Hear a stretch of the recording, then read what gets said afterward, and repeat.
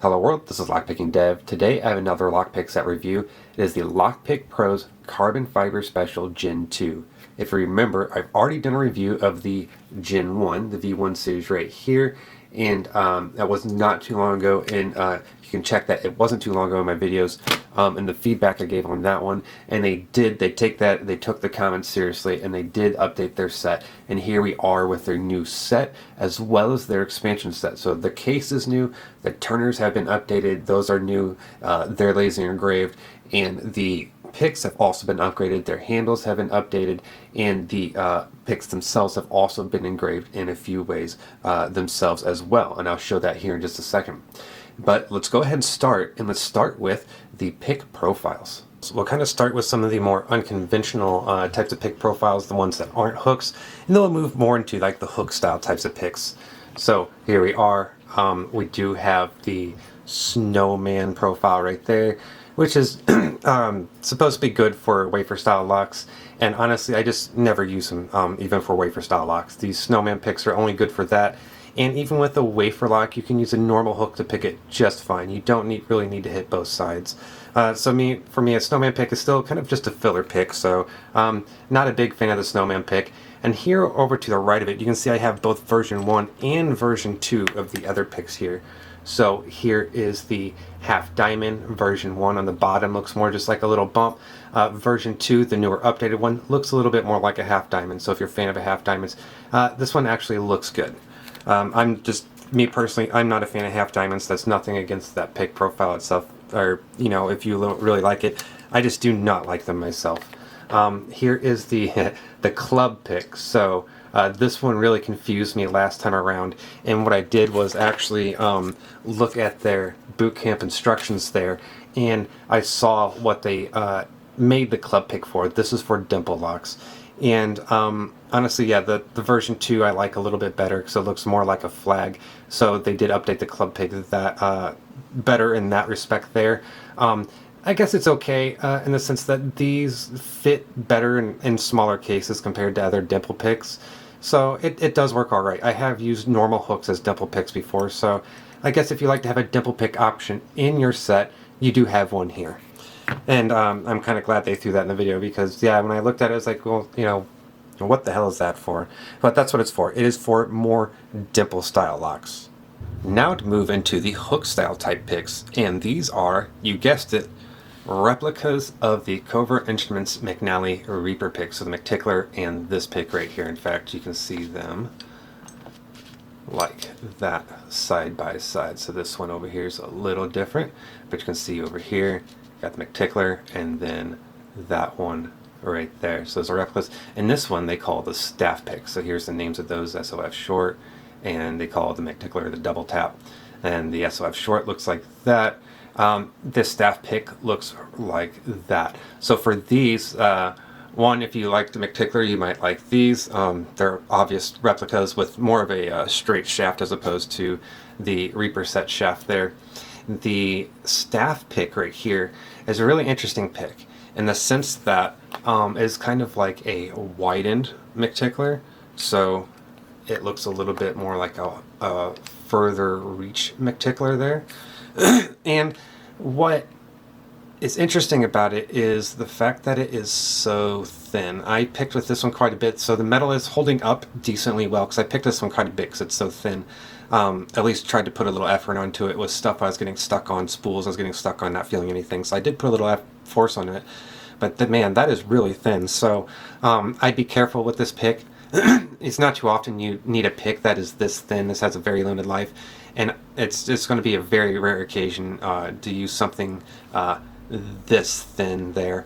However, I mean, the pick does work, so there's that. I mean, it does open stuff. It does work. Just, yeah, the thinness there is kind of a scary thing to go with. That would it definitely limits the life of the pick there.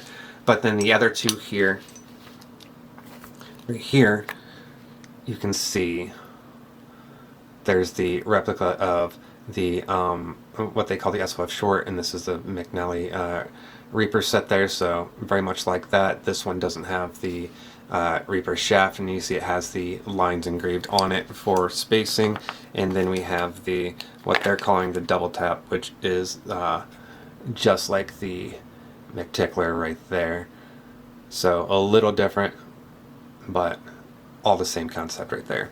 So if you like these profiles, these would work well for you. This one I'd be if you, man, I don't know. I rarely use something this thin. I'm trying to think of a time when I was like, you know what, I really need something this thin, and I can't think of it. But I knew someone that I did sell a pick to that was kind of thin. They did like it, so I'm not sure. But that pick was more like this style right here. It was more this thin as opposed to this. So yeah, I'm not sure. This thing's really thin to me. I'm just waiting for it to break, basically. Now with the more normal conventional hooks, we're going to start with the lower numbers, the one that they said is more for beginners or standard conventional practice picking. These ones, when they say that, they mean that these, I believe what they mean is that these shafts are about standard width. So they're about what a standard lockpick looks like. So if we look at this one right here, we can compare the width of that shaft going that way to these. These look about standard compared to the old ones. The V4 over here, which you can see are much more thick. You can actually compare these four. They're in uniform order right there, and you can see the difference in the updates of the thicknesses there. So it does look a lot better in that sense for the thicknesses, because that's the first thing that stuck out to me in my first review of these on the V1 is these shafts are really thick. They're just going to knock everything up in the keyway and overset stuff and create a lot of problems. So these shafts are more normal standard style with shafts. All these picks do have the, you can kind of faintly see the lines, the depth spacing on them. The profiles look much better. It is a much, they just look better. They're not thick. They don't look meh. My one feedback with these profiles right here, and I have more feedback with different profiles later, is some of these are really deep. So specifically, these kind of on the end here, these are really, really deep high hooks. So if I compare this to this standard kind of, I believe it might be a medium hook over here, you can see how deep it is. So these are kind of comparable to maybe even deeper than an SS Dev. So I'm going to actually cut and show you how deep each of these hooks will kind of fit and don't fit in a keyway. Now let's demo these really big hooks right here. So here's the deep hook, here's the deep thin, and the medium cutout. What we'll do is do it with the deep thin and medium cutout, because the deep thin is just a deep hook, just more thin, I believe is all it is. So we'll do these right here. So, and you can compare how big they are to an SS Dev. This is a pretty big SS Dev hook. This is one of their bigger hooks. I haven't used this pick a whole lot, so it is. These are big hooks in this set right here. So we'll start with the deep thin, and if I take this American lock right here, you can see that when I'm going in, so I'm going to go into the side right here, I'm going in, I have to do a pretty deep angle. This would focus over here, please, thank you. I have to do a pretty good angle to get this in without hitting pins on accident. So even that angle right there, if you can see the shaft, the angle of it, just that's hitting stuff. I can't really go in horizontally without hitting stuff. I have to do a really deep angle the whole time. And it's kind of even hard to get all the way in the back because it's such a deep hook without hitting those first ones there. So really deep hook on there. Here's a Schlag lock now. So same thing, going in through the side. Keyway there, you can see what I'm going in and see the angle of my hook, and it's still hitting everything right there. So you can't quite go in horizontally normally like that. You have to do quite the angle to get it to go in there and work properly.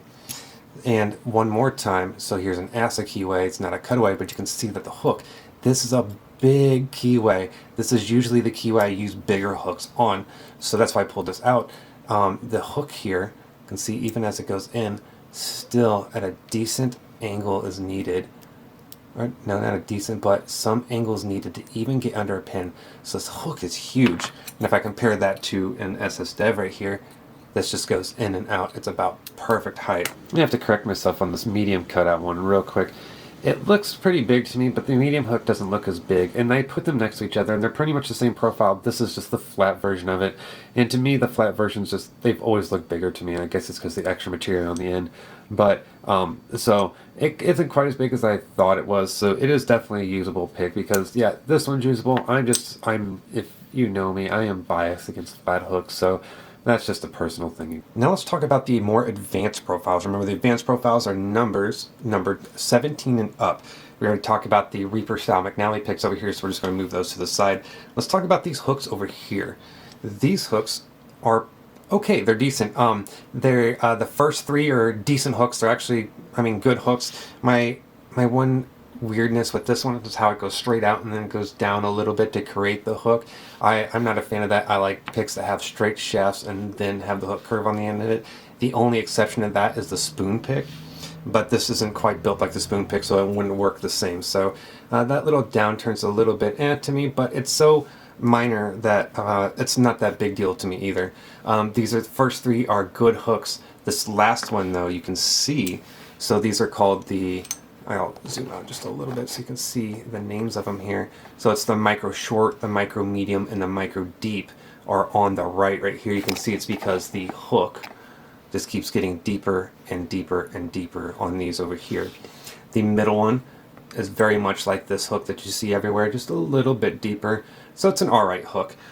This one on the far end though, the deepest, the micro deep hook right there, this one's really weird. I'm not a fan of this hook. Let me show you why I don't like this profile, and it's specifically because it's kind of a 45-degree angle on it with a really tall hook on it. It becomes that straight up and down hook on the end, that just flat end of it. It kind of gets hard to navigate through a keyway, so I get caught up through even this type of American style keyway quite a bit. So I'm trying to move in and out through it because it's straight up and down. A more gradual curve is a little bit nicer. And one other thing that's weird about it is if I get this to focus, if I get under that second pin there, you're lifting a pin and you're levering, you can see how the hook will start to go backwards when you're levering it so high. So this is where a more gradual bend at the hook there as opposed to a 45-degree angle comes in handy if you don't quite have that weirdness. And I know there's some people in LPU specifically that don't like these 45-degree angle picks. And even myself, the smaller one right here, the more common one that they would call the micro medium right here, I don't even use those that often because it's a little bit of an aggressive hook for even me. I don't like the angle on it. But yeah, the aggressive angle on that really tall end of it really kind of creates some weird issues in the keyway. And I'd even go to argue, depending on the keyway, if you go to lift in the back, it can even sometimes limit how high you can lift because of the weirdness of it. It's super weird. I'm not a fan of this profile.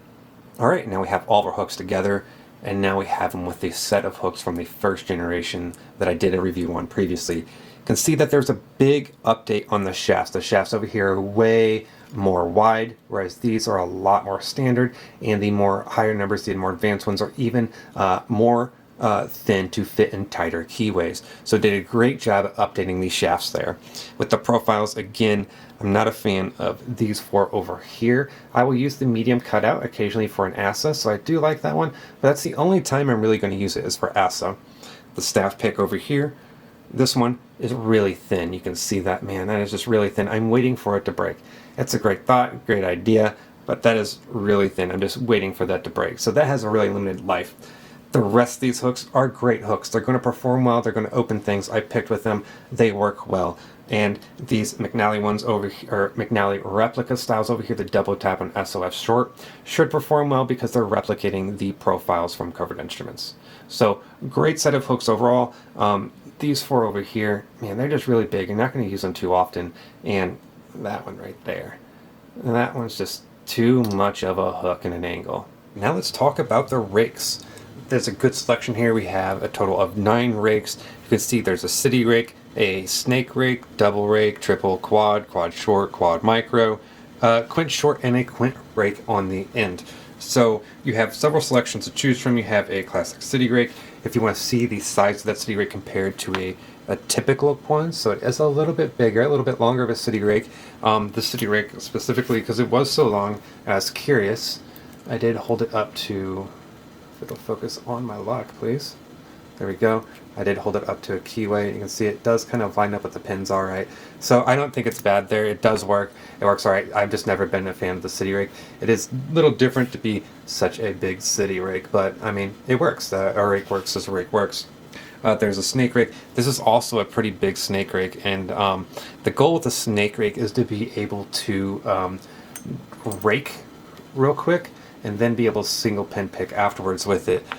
This is a snake rake style profile. However, I don't have another one to show. This is a pretty longer and big style profile, so it's not going to perform as well as a normal snake rake in my opinion, because it is again kind of going with the issue of being a little bit too big. Over here at the double hump rake, so we got the double rake right there. It is decent. It works. I mentioned in my past reviews that I don't use double humps that often. You can see that compared to that one, it's just a little bit, let me see, a little bit over each other. They hit about the same spot, but the this one right here is just more smooth and gradual. So it is about a typical double rake right there. So if you're a fan of double rake, that'll work. On the triple style rake right here, if we hold that one up, let's see if I can hold that one up. It's very close, a little bit off to what you consider a triple rake, but it doesn't need to be the same one. I'm just showing, comparing these to the other ones to show how these are compared to ones we're used to seeing. These don't really necessarily need to be the same as what we're used to seeing. I just want to show you to give an idea of what these ones are like. That's all there. This is not quite exactly negative feedback. So there's all of those. The 4 ones right here, this is where it gets a little awkward. So at the quint rake, the short has a slightly thinner shaft before the rake portion, which it should, because it's the short. That's what I'm assuming that's what it is. It's the more advanced profile, thinner shaft for those better keyways like they're saying. But the short humps are more tighter, or is it the short? It's the, or no, but the quad, I believe, is more tighter and compact. So if we compare these two, I just figured one would fit in a keyway better than the other or something. But I actually had a little hard time trying to figure out the difference between the two. So you can actually see one is just a little bit longer than the other, and the short is just a little bit longer than the other one. So actually, let me flip around this way. That might help. So if we line it up right there, there we go. So the quad rake is just a little bit more compact and short than the quad short. So that's a little confusing to me. They both work. I don't know what they were going for the difference between the quad rake and the quad short, though. Like I said, I did some measurements on them to try to figure it out. The quad short is definitely thinner at the shaft, but the profiles are a little bit off, and you can see the tip even has a little bit more on the end of the tip. The quad micro here, this rake in itself is just really tight and compact. Look at the look at how that is. So let's show it on an American lock. So here's an American lock. These have pretty small, tight together pins. You can see it's about almost one on each pin, whereas you typically want them more spread apart. That way they oscillate a little bit better, and they're all not getting hit up at the same time. You can ask Christina Palmer a little bit more about that, but that is typically the goal when you're raking. So this is a little bit too close together, and honestly, I didn't get really opens like I did with the other ones that are more further spaced apart, like typical rakes. Now let's talk about the quint rake. So the quint rake and the quint short, it's very similar in the sense that the short has a little bit less wide of a shaft, and they both work well. I was very interested in trying these out because my favorite rake is the Christina Palmer quint rake. If we want to compare, you can see it's not the same, which is fine. Nothing needs to be the same as everything else. They both do perform. I do want to show again. You can see one is just a little bit different than the other. The profile is just like with the quad. So if I try to line them up, even handle to handle, you can see it's not the same. If I try to get them lined up hump to hump, you can see the quint short is actually tighter grouped and a little bit shorter than the quad rake. So it's kind of the opposite of the of the quint rake up here. So these are kind of the opposite of the quad rake. One was the opposite way. I believe the quad short was a little bit longer, whereas this one, the quint short, is a little bit shorter. So a little inconsistent there. I'm not sure, again, the difference between the quad short, the quad rake, and the quint short and the quint rake. So yeah, I tried to put a little bit of time to figure it out. The only difference I could figure out is the shaft. but the profiles are slightly off, so that is a little weird to me, and I'm not sure. It might be quality control, because it just seems like calling one the short version of the other and changing the profile is just a little bit weird. I mean, if it was shorter grouped, it'd make sense, but we saw that one of the shorts was actually shorter grouped and one of the shorts was actually more further apart grouped. So yeah, just a little confused there, so a little inconsistent. With the Quint rakes, again, they worked well. Most of these rakes worked pretty well, besides the quad micro, and the snake rake was weird. Overall, it is a good set of rakes. It is a great improvement on the first set of rakes over here from version 1, which they were just gigantic and huge. You can see the differences between V1 and V2. It's a gigantic change. I can't exclaim that enough, because these were kind of honestly just ridiculous to play with and test with the first time. So these rakes are a great improvement. We talked about the pick profiles quite a bit. Now let's talk about the pick blades just a little bit more. We're going to grab our medium hook, zoom in here, get it to focus. There we go. And there's a couple things to note on it. So you can see the depth spacing lines right here, and also see the number engraved on it. The number is to correspond with the number of pick profile is. So number 5 is the medium hook. But also, again, let's start with the depth spacing lines right here with these. It could be hit or miss. So the depth spacing lines is going to be for certain pins. Only certain pins are going to have this depth. So it won't be the same spacing for all pins. So that can throw you off a little bit. And it can still help you with, kind of knowing where you're at, though. So it can still help with kind of a gauge of where you're at. One thing with these, though, is if you listen, you might also feel that as you're going through the lock with these lines. So it can add some extra feedback if you can hear that. Can add some extra feedback in the lock as you're picking. So something to keep in mind with these locks. Some people don't mind them. Some people like them. Me personally, I've been picking for a while, so they don't really bother me, but I just generally don't use picks with the lines on them. The 5 is the numbers of each picks are engraved on them again to correspond with the numbers on the handle. And my feedback with that is, I'll just go right into talking about the handles themselves. My feedback with that is if you notice, all the handles already have the numbers on them. So it's a little redundant. So the 5 is on the handle, the 5 is on the blade as well. And that's for every pick on here except for the rakes. The rakes don't have the numbers engraved on them. So the redundancy there is kind of, you're kind of doing a little too much there. It takes away from the aesthetic value of it.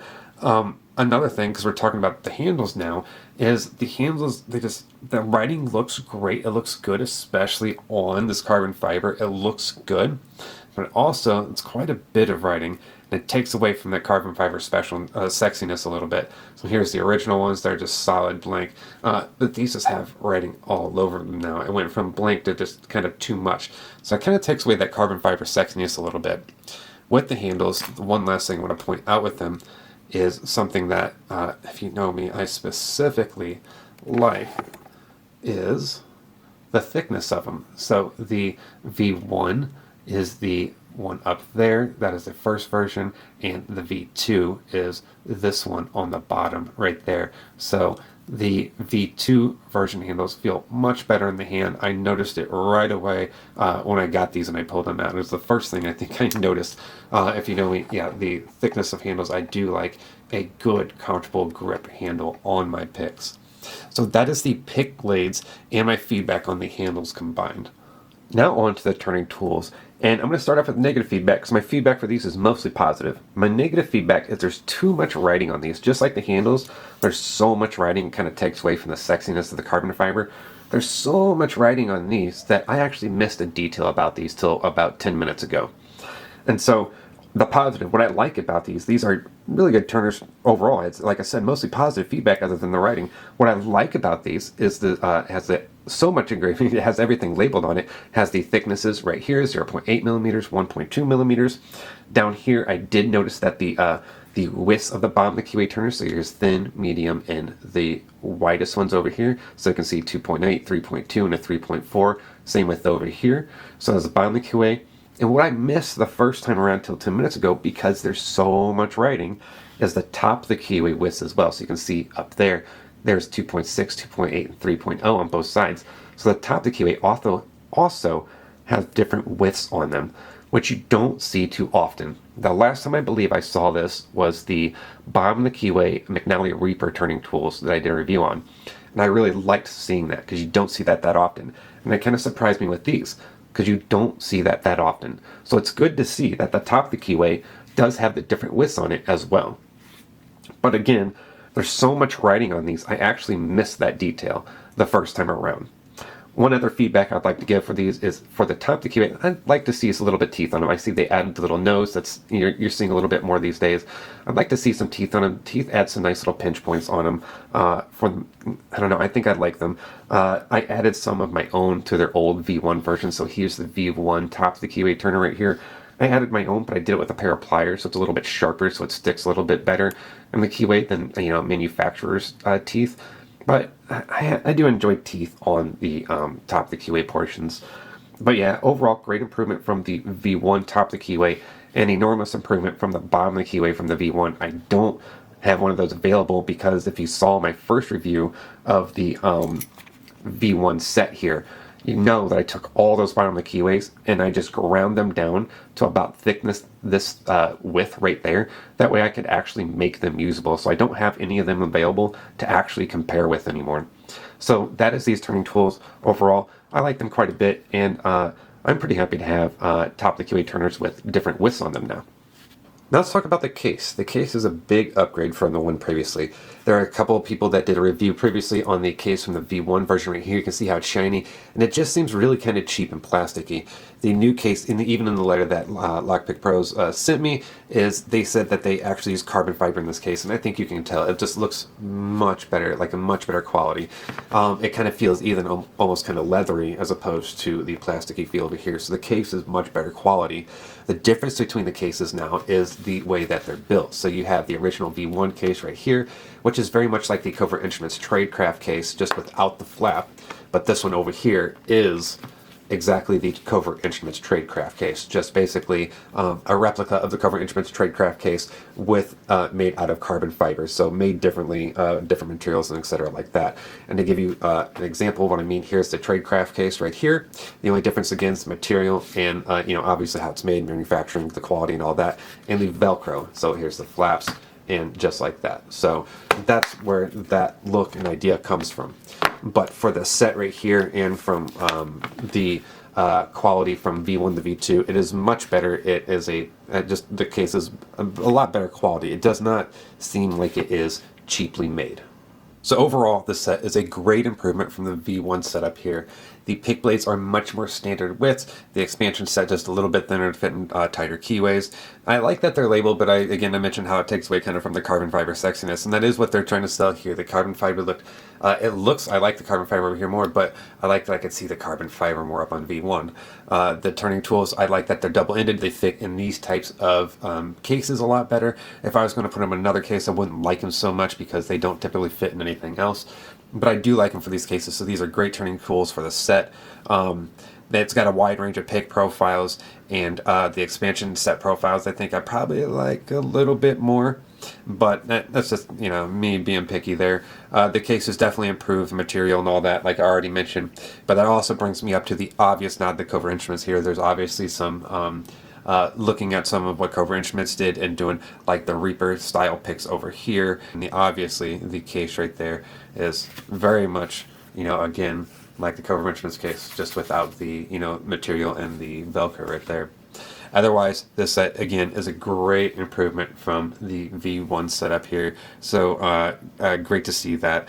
I hope this review has definitely helped you all out there. I hope you enjoyed watching and seeing the improvement that has been made from V1. Alright everyone, thanks for watching.